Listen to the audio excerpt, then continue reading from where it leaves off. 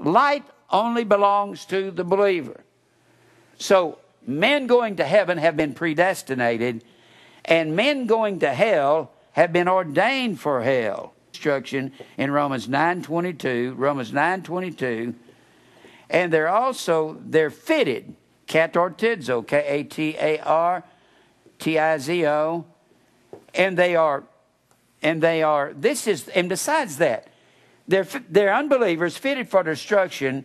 Unbelievers are the many, and believers are the few, because few will find the narrow way, and that's what we're predestined to, the narrow way, and many will find the broad way,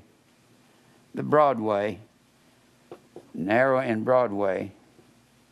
And the word way is hodos, and I'll get back to that in a minute. Now, and katartizo means to be fully accomplished. They're vessels of wrath fitted to destruction. In 2 Peter 2:12 calls these same men natural brute beasts born to be destroyed. They were born, Guile, to be destroyed. That's their whole purpose in being born. These evil people, and that don't just mean bank robbers, that means Baptist preachers and Church of Christ preachers and definitely a whole bunch of Pentecostal people. Without believing the truth, you can't go to heaven. You can't twist the truth. So they are ordained. They are ordained for destruction. You can apply ordination to prohorizo, but you can't apply prohorizo to everything that's ordained. You understand what I'm saying? Everything that's evil is ordained by God, but prohorizo is a word that belongs to believers only. Therefore, you can't say that men are predestined for hell. That's like saying they're predetermined for the light in hell. There's no light in hell. There's no truth in hell. Anytime you see somebody write in a book, a double predestination, that's a misnomer. That is a misdefinition of the great scholars when they say that. I don't care who it is, I will look them in the eye and say, you cannot apply predestinate to unbelief. It is everything that's righteous. It has to do with horizo, the horizon. It has to do with light. Has to do with truth. He that doeth the truth cometh to the light or to the horizon. Now that's the truth. Now, faith, of course, is the gift of God. That's the favor. If you favor somebody and you elect them to something, you're favoring them. Grace is unmerited favor. Election is favor. When the Bible, oh, by the way, in Matthew, the 20th chapter, I won't go through the whole chapter. When the Bible says, many are called, but few are chosen. I'll just give you quickly. Called is the word kaleo, but it doesn't mean this is a general call that goes out to all the world. When I preach on TV around the country, and the call goes out to everyone, but only few. It says few are chosen. Few are chosen. And the word chosen is the word. Now here's the way you find out what this actually means. Few are eklektos. Few are elect. There's a general call, and the first part of the chapter is talking about a man that's hiring people. He goes out early in the day and hires them for a penny. He goes out at midday and hires some men for a penny. He goes out in the evening, hires for a penny, and gives them all the same penny at the end of the day. And this, most of the writers say this is talking about the Jews complaining. They were complaining that the men at the end of the day received the same reward as the men that was hired early in the day. And the master says, well, did not I hire you for a penny? Or a denarius, which is a day's wages for labor? Isn't that what I hired you for? Well, yes. Then I haven't been unfair to you. So many of the scholars say that this is talking about, many are called in the sense that all the Jews were called. There was a general call to them in the Old Testament. The general call goes out to all the Gentiles in the New. But only a few out of all these that are called are elect of God. Only a few are favored to receive faith, which is the gift. When you favor somebody, you do something for them and give them a gift of some kind of favor.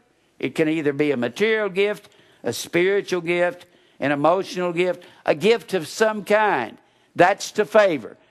So faith is actually the gift of grace or election. That's what it is. And faith is death to self. So whenever we are favored with faith, we're favored with death to self. That's exactly what Philippians 1:29 says. It says, unto you it is given in the behalf of Christ. Given is the word charizomai, charizomai. He says, here is what is given to you, not only to believe. So he's saying belief, which is faith, is given to you. Isn't that what he's saying? Now, he says, unto you it is given, not only to believe. If he says, unto you it is given, not just to believe, he's saying belief is given to you. Isn't that what he's saying? No? Yes? Okay, I just wonder everybody's going. Unto you it is given, not just to believe on God. If I said, I didn't just give you a new ring, but I also gave you the box it came in. Does that mean I didn't give you a ring because I gave you the box? No, I just got through saying, I gave you this ring, but not only did I give you the ring, I gave you something else with it. He's saying, unto you it is given, not only to believe upon him. So he says, belief is the gift. It's the same. It's saying the same thing as Ephesians 2:8-9. By grace you are saved through faith, and that not of yourselves. It is the gift of God. It is a pronoun requiring an antecedent which refers back to faith. Faith is the gift of God. Belief is the gift of God in Philippians 1:29. And belief is the verb form of faith. It's the word P-I-S-T-E-U-O. And faith is the word P-I-S-T-I-S.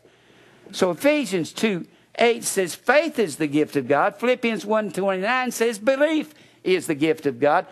But something comes with the belief besides just believing. It's a gift. And God's favored us, and it's a gift that he imposes on us. We've said that that belief or faith was reckoned to Abraham, reckoned, logizomai, is the same word as impute. It means to assign. So these gifts are assigned to us, and faith was assigned to Abraham. Faith is the gift of God, and believing is the gift of God. Well, that word given is the word charizomai. It comes from the word charis. And charis is the word grace. That word given means to grant as a favor. God says, I'm granting you the favor, not just to believe on me, but also something else goes along with the belief. Also to suffer for his sake. Now that's the gift of God. And what's the suffering for? That's to mold us into the likeness of Christ, because we got so much of ourselves. And faith is also death to self. Up here, charizomai, believing, is death to self. Faith is death to self because it's the substance, hypostasis.